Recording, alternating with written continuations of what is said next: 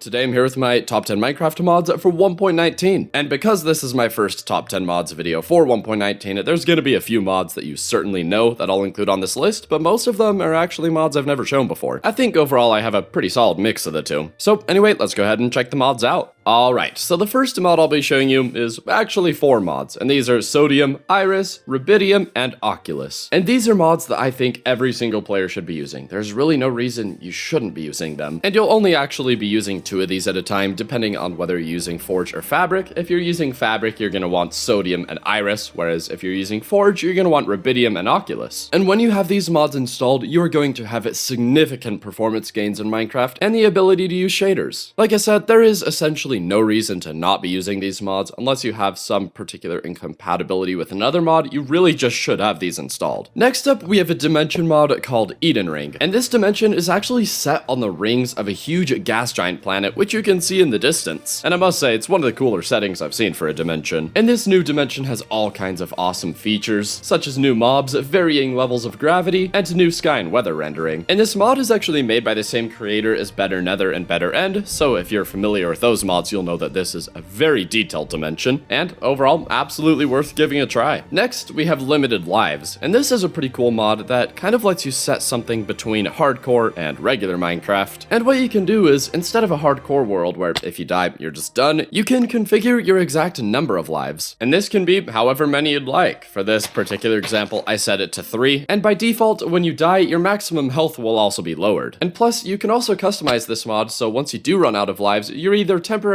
or permanently done. For our next mod, we have the still going strong Biomes O' Plenty. This mod's pretty much been at the top of what it does for many years now, and is still, in my opinion, absolutely one of the best new biome mods you can use. It just makes exploring your world that much more rewarding, knowing that there's far more biomes out there to discover. And plus, I love just how well these biomes blend into vanilla Minecraft. Pretty much all of these could be added into base Minecraft, and you really would believe it's part of the game. Next up, we have Dramatic Doors, and this is a pretty cool mod that simply adds 3 block tall versions of every single door in the game. And this will quickly fix the issue in Minecraft where doors just aren't tall enough for what you're trying to build. It isn't a particularly huge mod, but you know, a lot of people will appreciate it. For our next mod, we have Sound Physics Remastered, and this mod, or at least any mod that's similar to it, is a mod that I will always have installed, because in my opinion, it just significantly enhances the cave exploring experience. I mean, the difference truly is just night and day when it comes to exploring caves with and without echo, and for me personally, I just really like to always have this kind of mod installed. Next, we have the Auditory mod, and this mod replaces a bunch of the sounds in Minecraft. And this ranges anywhere from switching up block placing sounds all the way to adding completely new sounds. And I think this is very well done. It just adds a lot more variety to the general sounds in Minecraft. And here's a quick little comparison between vanilla and with the mod installed.